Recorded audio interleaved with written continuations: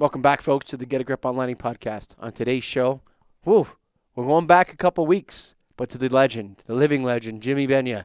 Jim Benya, thanks for coming on the show. You know what, Greg? We just go everywhere when we talk to Jim. Oh, yeah, he's freewheeling. That's the title of the episode. He covers everything, and he is in charge of lighting, man. If you need to talk to somebody about lighting, controls, the whole deal, Jim Benya is the guy. You know why? He's also a practitioner like us. He is. You know, yeah, he gets it from an end user standpoint. It grounds him. You know, he's like up here, and then he gets grounded because he has to go and do lights for people. So, Jim, thanks for coming on the show. You're the man. And thanks for nicknaming us the raconteurs of the lighting business. We love that nickname. And, of course, this episode – not of course. Sometimes this episode is brought to you – these episodes are brought to you by Keystone Technologies. Go to KEYSTONETECH.com. We love our friends at Keystone. They have such great products. Greg, what are we talking about today? Well, they have a product that's new to them, and it will be on their website soon, so you'll be able to see it. It's a HID replacement lamp. That's not your standard cob, but it looks like an A lamp. They come in A19, A21, A25s even. Boom! And this A25 is a hot one. 35 watt, 5,000 lumens roughly, 3K, 4K, 5K, and only 6 inches long, 3 inches in diameter. Well, a 150 watt metal halide is small. A lot of fixtures you can't fit these cobs in. This one you can fit. So if you got a 150, Keystone's got the ticket. Go to KeystoneTech.com. That's KEYSTONETECH.com. And they just unveiled them at Light Fair last week. So if you're listening to this right now, they're hot off the shelf. Keystone's got them. KEYSTONETECH.com. And, of course, the National Association of Innovative Lighting Distributors, where it all started, son. Join us. NAILD.org. And Jim Benya. Thank you, buddy. Always a pleasure. The dinner after. We should have had the mic at the dinner after, man. That was an even better conversation. Get a grip on lighting. Get it going, son. Welcome back, Jim Benya. Thank you. Nice to see you guys again. Yeah. Good to have you back. We're back. You know, it's 2 years now. Yep. And, yeah, that was fun. Let's see if we can do it again. Yeah, he was one of our first, and we didn't quite have it all figured out yet. We're still working through it, but we got him in, and you were episode 11 is what I sent you. So. Is it episode 11? And now we're in 70 here. So. Yeah, you know. Yeah, I think you were our last audio only. Might have been. That we released anyway, yeah. Now you're a video star. Now you're video. Good yeah, grief. the guys out there. Hi there. So, you know, Greg and I go back and forth. We're consistently arguing about this business. The vacuum of leadership. The role of accreditation agencies like the DLC. We're here at the DLC stakeholders meeting. What has changed in the last 2 years for you in terms of leadership and then the DLC? Well, let me say there's been some big pluses for starters. With the retirement and passing of some key people at the IES headquarters, IES has brought in a new executive director, and he has taken charge in an extremely good way, in my opinion. And he's kind of rebuilding the IES with enough people doing enough of the jobs that need to be done. And I have great hopes for the IES really taking the leadership role that I think it gave up for about 20 years. I agree with you on that. So I have high hopes. And I know I'd forget somebody if I tried to name all the key people. But all I can say is Tim has done a remarkable job, and the people he's brought in are taking leadership roles and doing what needs to be done. So I have a lot of faith in IES stepping into that void that you're talking about. I agree, there's been a void. You know, DLC's rise of prominence in this is not because of necessarily a lack of leadership in the field of lighting. It's been a lack of leadership in the utility industry. The utility industry has all but given up providing what it used to. You know, some 45, like, you know, let's set the start of the energy era, which is what we've been in for the last 45 years. Sure. in since the oil crisis or 1973. Yeah. And we all of a sudden became, very concerned about energy. And there was a lot of, from my perspective, a lot of people trying to provide leadership, also trying to take control of the situation. So it was, we spent 45 years, and at the beginning of this, the utility companies provided all the leadership and information and education. They really played a significant job.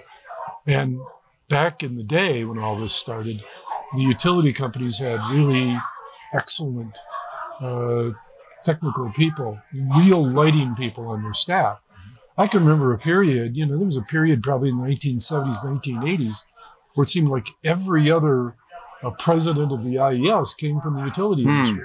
Yeah, interesting. And in California, which I'm most familiar with, the utilities, PG&E, Southern California Edison, San Diego Gas and Electric, and the Sacramento Municipal Utility District, SMUD.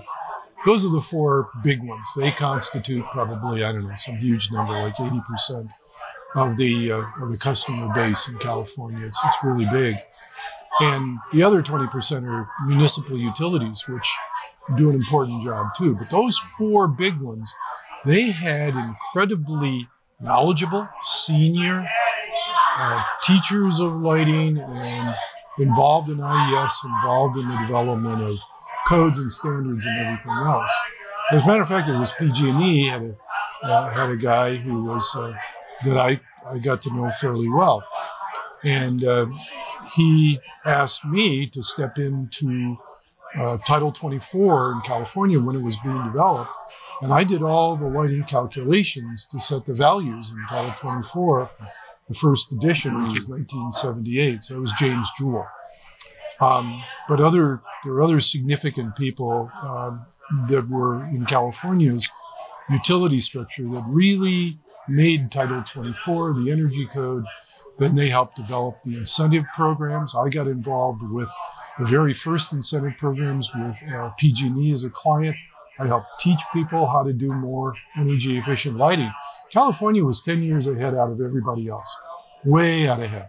Mm-hmm. The same initiatives didn't really start in the East, in the Northeast, until late 1990s. I wanted to ask you first, before we get into Title 24, which I think is an interesting conversation to the listeners of the show. I want to ask you a little bit about the DLC. And that vacuum of leadership. And, I've been talking to Greg and I do podcasts that have nothing to do with lighting as well. I think there's a vacuum of leadership everywhere, actually. And there seems to be an institutionalization going on in the United States where there's not a sense of, there's a leadership vacuum in a lot of different areas. In lighting, do you think the DLC was forced into the position they're in today because of that vacuum? Or do you think that they charged ahead into it and fought for that position? They charged ahead. DLC saw a need and they filled it. And one of their big advantages is not being owned by the lighting industry. Mm-hmm. DLC was still an offshoot of the Northeast Energy Efficiency Alliance. Mm. So Northeast Energy Efficiency Partnerships, Northwest Energy Efficiency Alliance. Sorry about that. That's okay. So they were actually a wholly owned subsidiary. I mean, not even subsidiary. They were a brand owned essentially by NEEP. NEEP spun off DLC as an independent not-for-profit only a couple of years ago. Yep. So DLC was actually part of the partnership that was created to promote energy efficiency in the Northeast utilities. Who is the spirit behind the DLC? I think it comes and goes. There were several people, and I'm going to forget names here, so forgive me, friends. But there were a number of people, I'd say 5, 6, who played significant roles at significant times in DLC's evolution. And I've I've met and known most of them at least a little bit, but I think the real issue here is that DLC started to become a significant national force around 2009. And what you have to do is you have to look at how utility companies, starting in 1973, when they were fully stocked with lighting experts, they built lighting education facilities, they taught lighting classes. Starting about 1990 or so, those senior people started to retire, and they didn't replace them. So to this day, there's a kind of not many lighting experts in the utility industry. Meanwhile, the importance of the incentive programs grew at the same time. The incentive programs started out really modestly in the 1980s, but about 1994, 95, they took on a whole new meaning, and they started to become more important. But the real change occurred, and this is, a lot of people don't know this, but in right about 1999, the California Public Utilities Commission allowed the utility companies to take credit for energy savings created by incentives. And it's called attribution. Attribution was the key that made it possible for utility companies to really get excited about giving away money. It wasn't the money they were giving away, because they're allowed to charge customers for the money and then give it back to other people. A Robin Hood sort of scheme. A Bob and Rude. Good, well said. But it allowed them to do that. That didn't bother them. But what happened was they could increase their, I need to say this correctly, they could increase their annual profits because they could claim in their The utilities were case. incented to have incentive programs. Double incentive. I couldn't have said it better. That's exactly what happened. And so what you see starting around 2000 in California was the incentive programs in California were, and the code which drives the incentive programs, Sure. utility companies took over developing Title 24. And as of even Well, who does most- Title 24 protect? Oh, that's a good question. In theory, it protects the property owner. In theory, the idea behind the energy code is to keep the property owner from paying too much for their energy that right, because eh? they don't use much energy. I think Ehrich protects the property owner better than Title 24. No, it does. But the problem is, and see, here's the catch-22 to that, is that utilities increase their rates, but you don't use as much energy, so you don't pay as much money. So If you take advantage of the rebate and upgrade your energy efficient lighting. bingo. So it's a cycle where the money ends up in the utilities. I remember this one picture. So I live in Ontario, and so Toronto Hydro had this one marketing piece they sent out, and it was this picture of a businessman who owns. I'm not going to say, if I say the type of business he owns, someone might know who I'm talking about actually. So let's say he owns a bunch of jewelry stores, okay? And the picture is looking up at him. He's got rings on his fingers, and it talks about how he got $1 million incentive from Toronto Hydro, and it only cost him $200,000 or something, and he's going to save $750,000 a year. And I looked at that picture and I thought to myself, like, that's a fat cat right there, ripping the people off. That's how it looked to me. Like the way the picture was, and it's like, why would we give this super rich guy money to do something that he should do anyway? Right. Well, let me No, I'm not against him doing it. I'm against the way they thought about the marketing campaign. and I can see where people would react negatively to that. One of the nice things about living in California is if something smells wrong, people scream. Is that right, eh? Yeah, we have, if you look at the politics of California, it's extremely left-leaning. most of the leadership in California is Democrats. There are a number of Republican counties and a number of Republican representatives, but they tend to come from the farming communities. They come from the rural areas, but the cities in California and certainly the coastal area, heading up the north coast into Marijuana County, is all that's very, very, very left leaning. So we have a pretty progressive, I think, state in a lot of ways. But, and here's the but, utility companies are very powerful entities.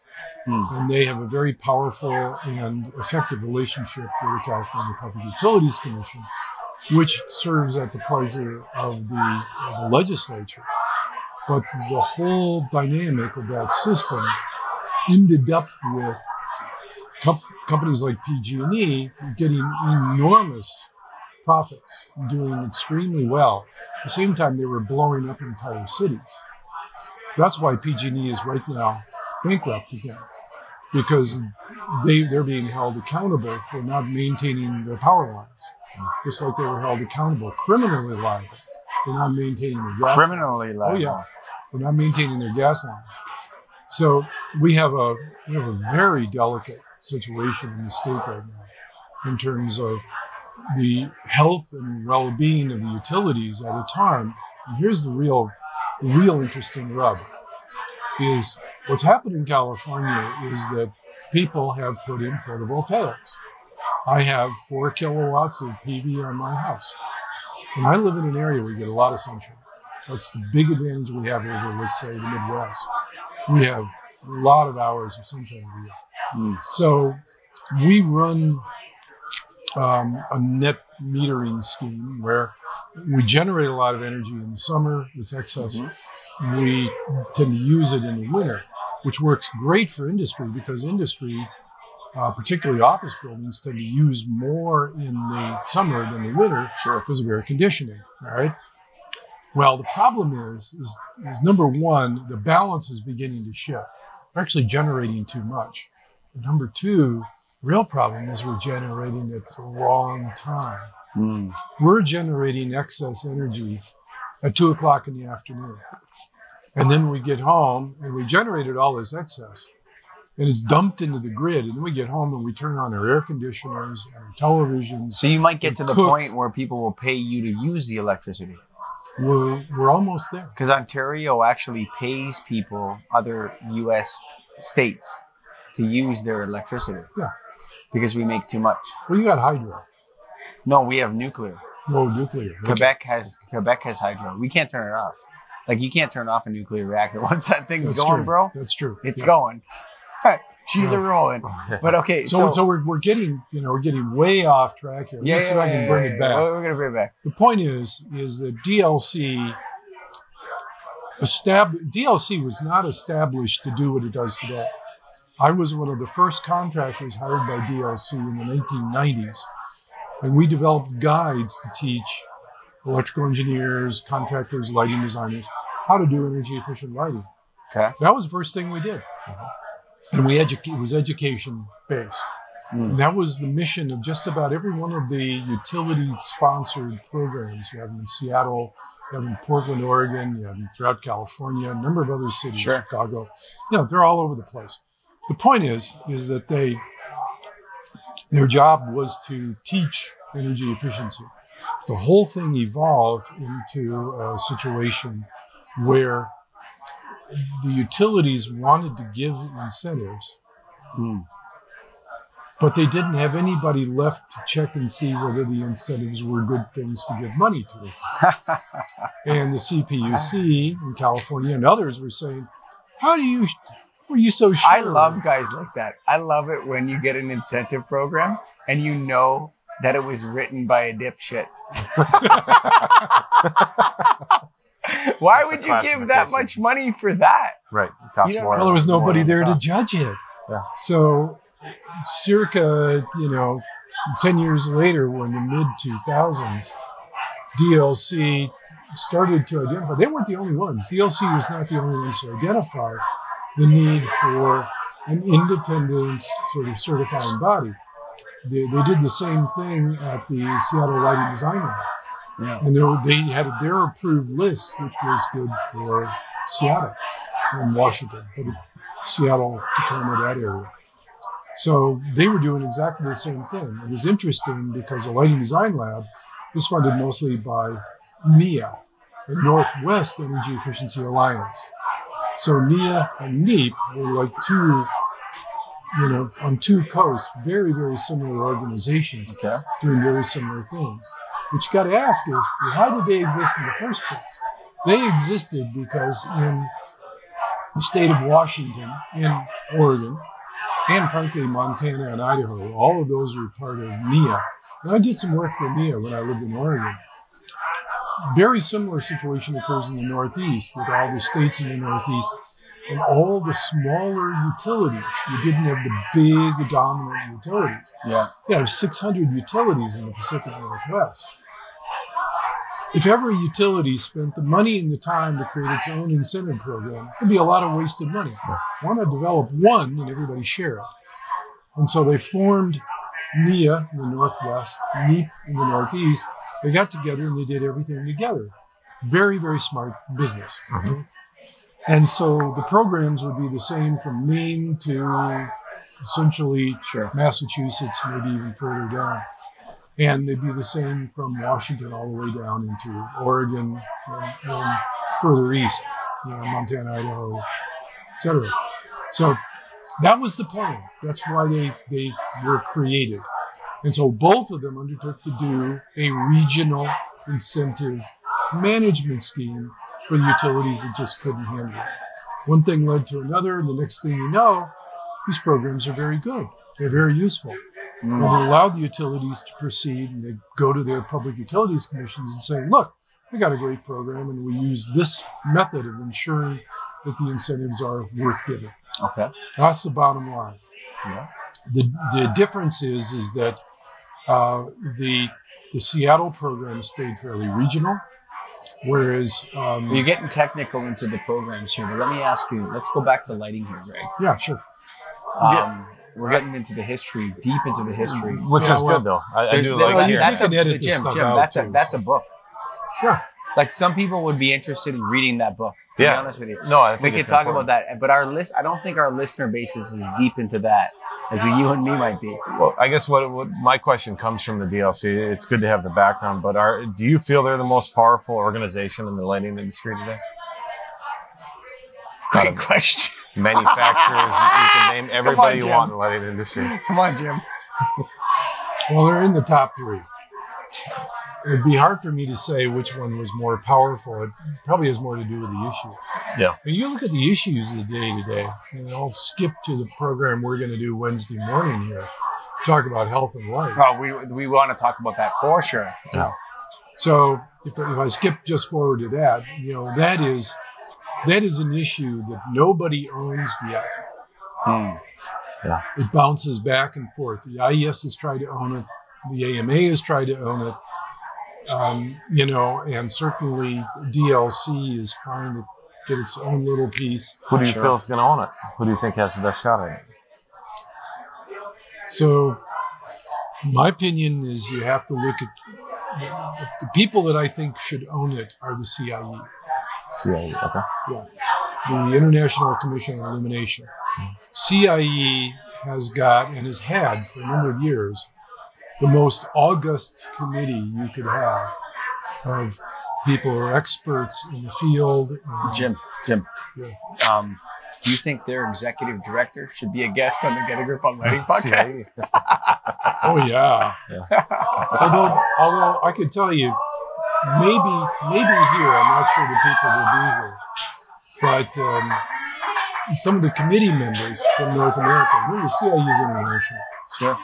There's basically a big kind of quasi tug of war on who's the leading scientist between Europe and the United States and Canada. Actually, Canada. Is it Dr. Veach? Is it Dr. Veach? Jen Veach, number one. Is she number one? Yeah, she's been a guest on our show. Jen is my number one, scientist. Yeah, what a lovely lady. I was talking to her, and we're having this conversation, and it was kind of like you. the conversation we're having right now, where you get to do all the talking and we do all those things. Yes. That's how it should be. Totally.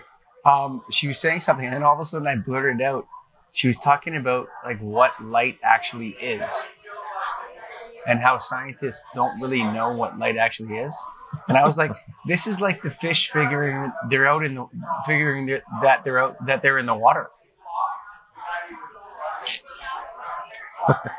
Okay. No, think about it. If we can recreate healthy lighting that makes people healthier indoors, that's incredible, man. Think about how incredible that is. If we could actually figure that out, that's incredible. That is the alchemist's dream. Do you feel there's a legitimate shot that we are going to get this figured out and we're going to have measurable results that we can go and sell? Let me tell you how deep I am into this. In 2008, 2009, I met a person, Deborah Burnett. Deborah she comes from a design background, but she's got an incredible acumen for the medical, physiological side of this as well. She got interested in light and health in 2000, before anybody else knew anybody was going to talk about it. And she did this for personal interest reasons, but she evolved and became pretty much an expert, a recognized expert from the design side of this circa 2007, 2008, which is when I met her. Yeah. Well, she's now my partner.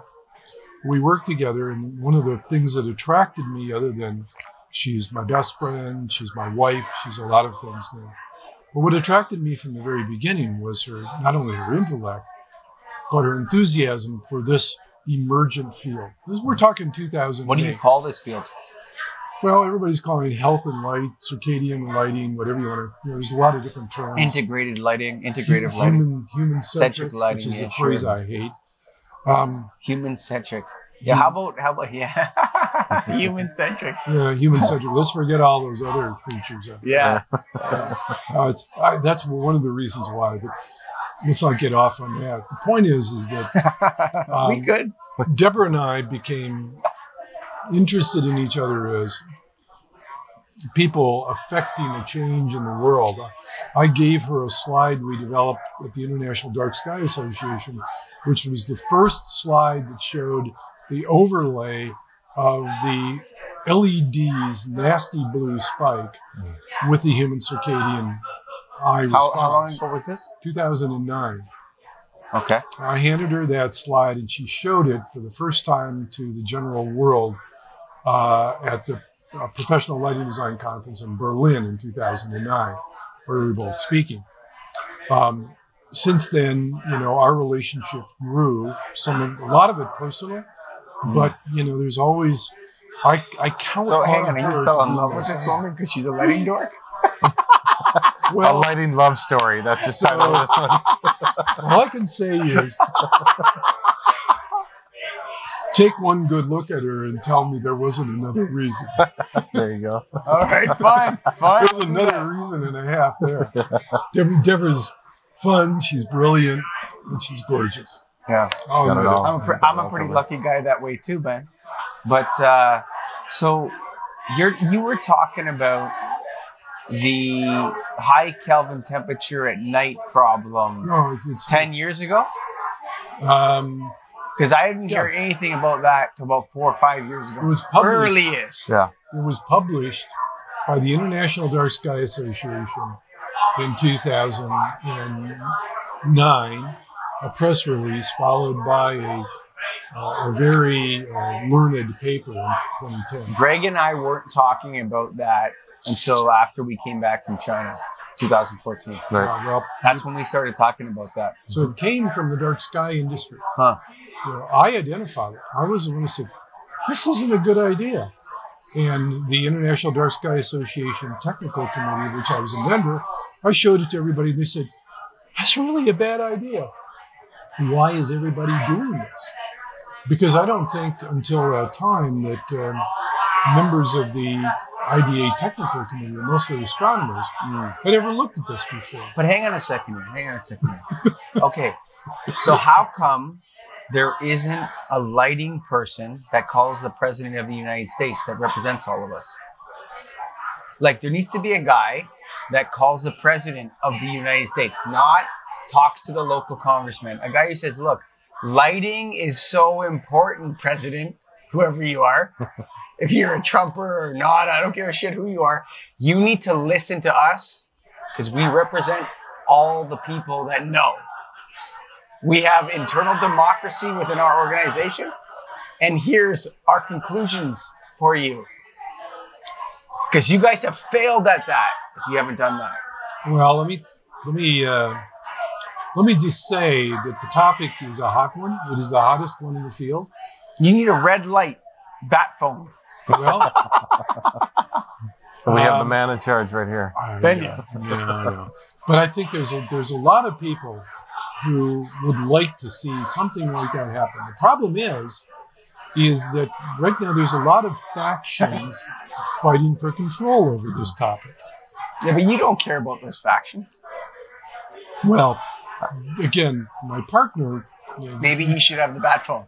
You know, I don't know if anybody really cares about these. We just want to, like, if you're going to sell it, you want it just done. Yeah, and done no, right. but where all these people? There's people that do. There are factions, though. Oh yeah, for sure. There are factions. Well, and those factions exist, and they've been pretty loud. I mean, the U.S. DOE has tried to stay away from it. If there's a federal agency that speaks about lighting, there's two of them, EPA and DOE. Both of them have backed away from it. Part of the reason... More vacuum of leadership. Well, there's a certain honesty about it, because the scientific proof that says this is absolute and here's how it works doesn't exist. Ask Jen Veach. She's my touchstone for where is the world on. She basically came on and said, we don't even know what light is. Basically is what she said. Well, Jen is a great scientist, and she's very careful at what she says. I'll put a few words in what might be her mouth. There's a lot of evidence pointing at a significant problem. Let me tell you one of the things that we do in our practice. We do environmental impact studies and reports where lighting is an issue. Lighting isn't usually an issue, but it isn't under the California Environmental Quality Act, or CEQA. So one of the things we do in our business, because of our unusual combination of my technical lighting background and my partner's basically physiological, scientific, medical background, including she's now branching into other living beings. We're doing a big study now in California that involves the health and well-being of an entire bay. And so we're dealing with all forms of life and the entire food chain and the bay. And we're looking at light's impact on it. There's just not so light can't be considered in human-centric terms. Then. That's why that's I hate a bad human-centric. term. That's why I hate it. Yeah, light is not just a human-centric issue. As far as I'm concerned, that's a couple of jerks trying to sell shit. Yeah. That's all it is. So there is an environmental impact. How bad it is and what it does, we don't know. We do know there's a bridge in Redding, California. It's across the Sacramento River. And it's a beautiful bridge designed by Santiago Calatrava. It's called the Sundial Bridge. And it's absolutely gorgeous. And they decided to light the hell out of this bridge. Just put in tons of high color temperature, very white light. And they turned it on every night. And they managed to completely stop the salmon run on that river. Wow. They measured the salmon run. It went from like 15,000 to like under 900 when they turned the lights on in 1 year. Wow. Okay? Pretty big deal. Yeah. And that was one of the first documented examples of how impactful white light with a lot of blue shortwave content at night, how impactful it can be on other living beings. There's other places where they've discovered this too. We're not alone. But this was one. And we didn't do it. This was done by some environmentalists who measured the salmon run and said, what the hell's happening? And they figured out there was a direct relationship between the lights and the salmon run. And they turned off the lights during the salmon run, and the salmon run returned. Duh. what was happening is the fish were becoming disoriented. They were hanging out around the bridge. It changed their run and allowed predation to take their numbers. Okay, so it was exhaustion and predation. You take the Twin Towers of Light. Maybe the same thing is happening to humans. Well, same thing's happening to birds. The Twin Towers of Light in New York were killing migratory birds by the millions. And so now they turn them off, and birds start showing up around where the light streams go up into the sky. Really, I mean, this is well documented. So yeah, the question is, what is happening to humans? And this is where Jennifer and the other really good scientists of the world, we're going to have one of them here, Mariana Figueroa from the Lighting Research Center. Sure, we've met her too. She's going to be here on Wednesday. We're going to be talking about this. Mariana has been working for at least 10 years that I know of on this topic, and she takes a different approach than Jennifer, but they work together on this august committee of the CIE. I use the phrase august because you look at the qualifications of the people on it and say, it's the best in the world. And that's the committee that's saying, we're not sure we know yet. And we're probably not going to know for 6 to 10 years, who knows? Or ever, maybe. Or ever. The one thing, so I was asked this at we were at the trade show, Strategies in Light in Las Vegas about a month ago.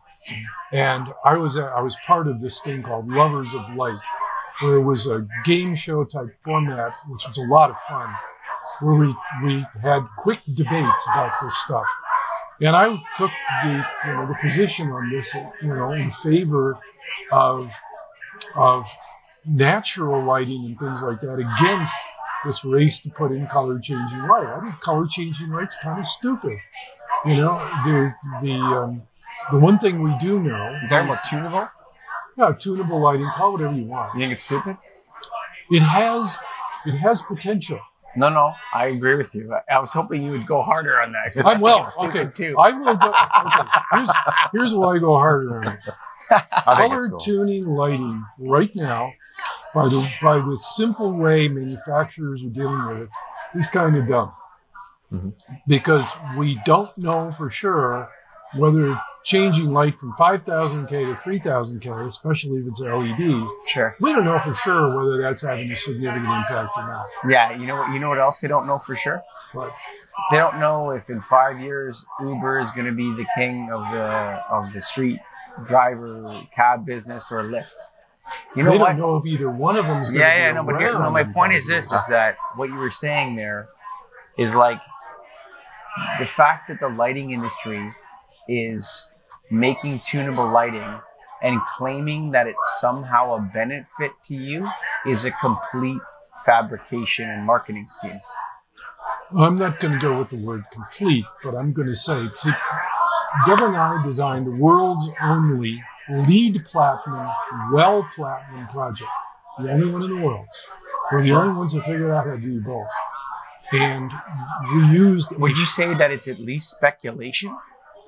I'd say it's worse than speculation. Thank you. So it's between fabrication and speculation. Somewhere in between there. Yeah. On the other hand, that works. On the other hand, if you talk to some of the few genuine scientists, the first thing that they'll tell you is if they are dealing with an individual under a specific set of circumstances, and that individual, they know their medical history, their biology, and everything else. How do you think they deal with people on the space station? How do they give them a 24-hour cycle? And I know a couple of the scientists who figured out how to do that. They use types of lighting that don't necessarily change color temperature at all. But what they do is they change the spectrum.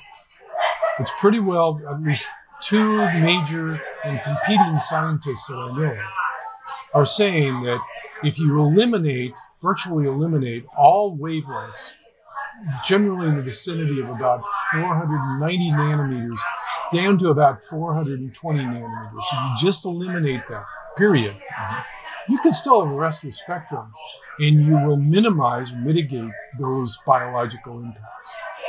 So, but you have to take the whole band. You can't take little pieces of it. What's happening with so you're saying that lighting, what you're saying is that rocket scientists know what to do.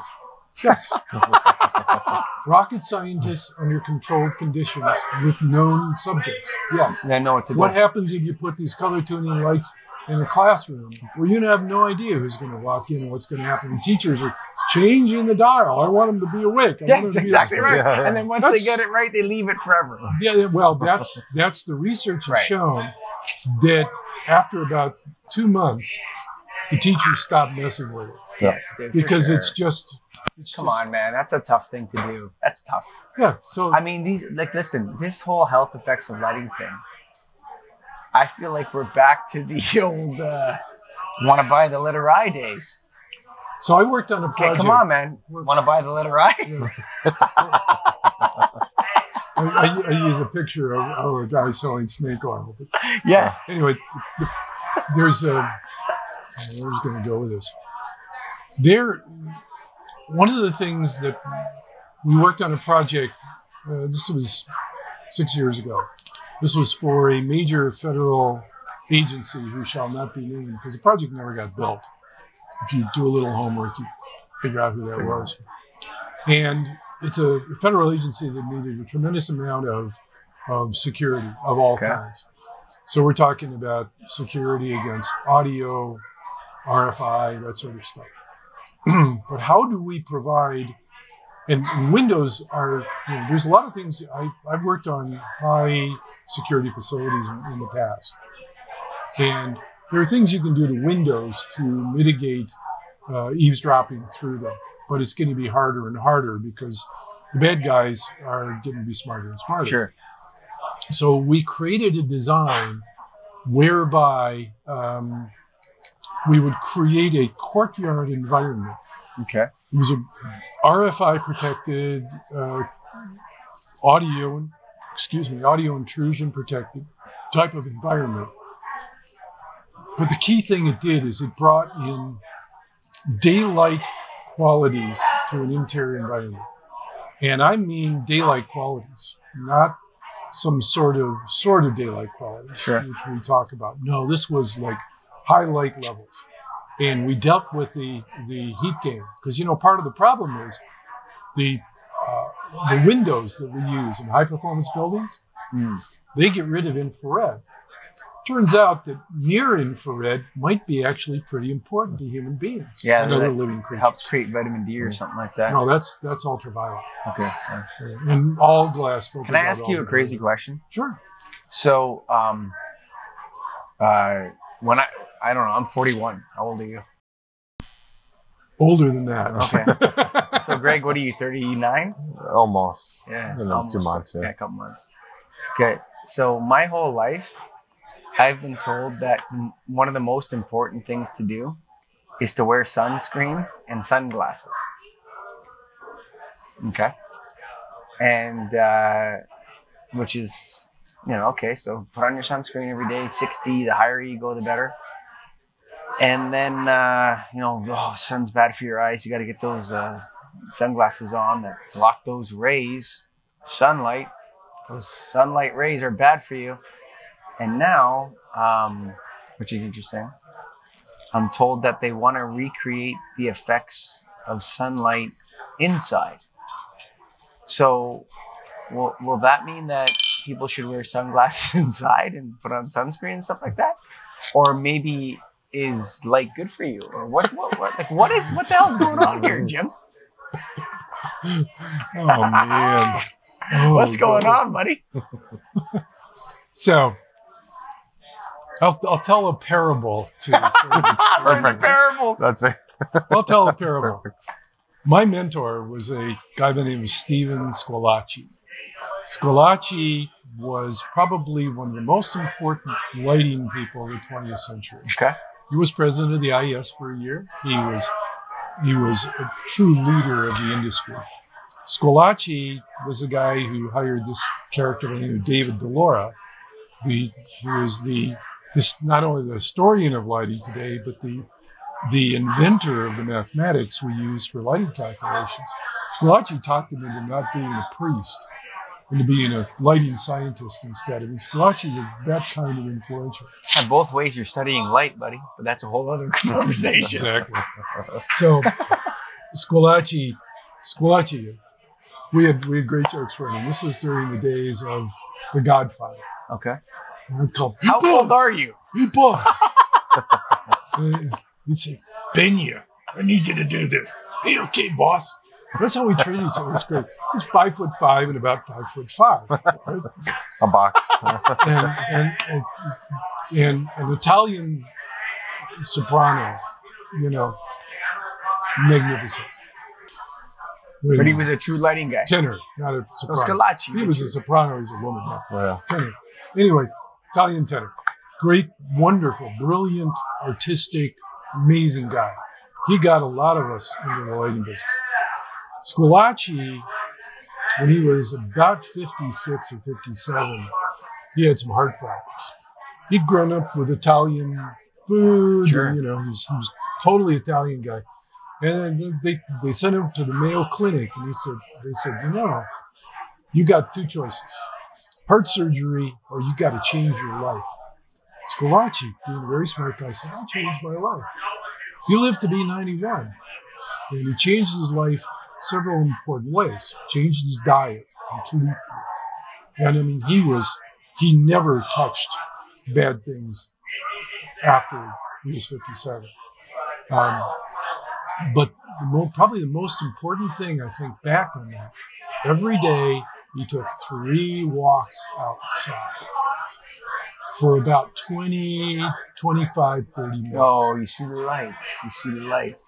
Bingo. And you don't necessarily need to have sunglasses. A walk outside on a cloudy day is beneficial. Sure. So he would walk every day 3 times. And now Squillaci. now that Deborah tells me, well, the times that he picked were called the chronohour crossovers. These are the periods where, you know, the whole circadian system's main job, this is my explanation now, she might have different words for it, but my interpretation of the circadian system, its job is to coordinate the human body and its systems with where you are on the planet. Not only latitude and longitude. That's fucking unbelievable, dude. Sorry, man. Like, you're telling me there's some computer programming on me that communicates with the sun as we spin around the Earth. The Earth spins around the sun at 14,000 kilometers an hour. The sun spins around the Milky Way at like 120,000 kilometers an hour, bro. And my system knows where to be on the planet that's spinning around the 14,000 mile per hour nuclear bomb reaction that we call the sun. Like, come on, bro. That's so crazy. It doesn't tell you where to be. It tells you where you are. Oh, it tells you the it's not orb. where to be. It's where you're at, son. Because there are some predictable things. The Earth does predictable things in that entire path. We have seasons, all right? Yeah. Oh, the day man. lengthens and shortens. All that stuff, yes. We are sensing that. We have things in our eyes. We have things in our skin. Think about how smart we have to be to fuck that up. We're trying. Like, no, think about how much technology we have to create to be able to fuck with that. Yeah, sure, We're yeah. pretty smart. Exactly. So my opinion is that if that is the system, and that really is how I see it. Try and imagine, for example, how did not only humans but all creatures learn to hibernate? Yeah, why don't humans hibernate too? They have I read a book a couple years ago on human hibernation. Humans hibernate. Our And physiology hibernation changes. is not about you go to sleep in October and you wake up in March. That's not what hibernation is. Hibernation is a changing of the sleeping patterns and the amount of sleep you get as an animal based on seasons. Exactly. Hibernation is not sleep for 6 months. So It's the like you circadian- sleep way more, right? So this is called seasonal affective disorder. No, it's not a disorder. That's what it is. It's go to No, sleep more, fucker. Seasonal Sleep more in the affective winter. disorder is what happens when you don't listen to it. Exactly. But otherwise, That's if you the listen symptom to it, of the problem. so that's one of nature's key systems. We know where we are because of prior light history. So what days of the or what times of the day did school actually do his walks so everybody can There's follow? a mid-morning, a noon, and well, actually mid-morning and mid-afternoon are the chrono crossovers, and middle of the day is a good time too. What happens at those two key points, the scientists believe right now, are major times during our circadian day where the body senses all the conditions and takes note. All right. Now, far be it from me to try and explain how that whole system works. But I have a degree in computer science as well as a degree in electrical engineering. I could build a model that would do all this stuff with some. So do that. Everybody's waiting for you to do that. But the problem is, We're all waiting for you to but come the on. problem is that it would be an electrical model for a biological system that's far smarter than I would ever be. So I thought you said you could build it. I could build it, but it wouldn't necessarily be accurate. It wouldn't work. But it would work. It would probably even work. Yeah. Okay. So here's the deal. If you think about, Here's the deal. Go outside, take your sunglasses off, and take a walk in the sunshine, baby. we just feel put better. on a baseball head. You don't have to glare your eyeballs. Well, I'm bald. You got a great head of hair there, Jim Benya. No, put on a baseball hat. Just go out for a walk. Yeah. Let the light, let the luminance levels and Yes. the spectrum. See, here's the other thing that the scientists don't talk much about. When you walk around, okay, if the sensors are all in your eye, do you walk around like this, No. looking at the sun? Hell no. Vertical volcanoes, yeah. It's the light reflected from albedo is just as important as the light coming from the sky. Yeah. As a matter of fact, and it's not coming from the sun sky, it's from the horizon sky. So you're getting the horizon, the trees, the ground, and all that is what is being collected by your eyes and being dealt with. It tends to favor that coming from the upper hemisphere. That much we do kind of know. But you stop and think about it. You've got incredible sensing systems. Yeah. And the I sensing got something to add to that, though. Yeah, You know go ahead. what? When you're driving around in a factory on a forklift, Yep. you're not looking up at the ceiling either. When you're walking around in your office, going somewhere in your office, you're not looking up at the ceiling either. It's the same inside as it is outside, man. And so the project we successfully got the double lead for, one of the things it does, and this was, and I presented this at Light Fair a couple of years ago. I said, we were lucky.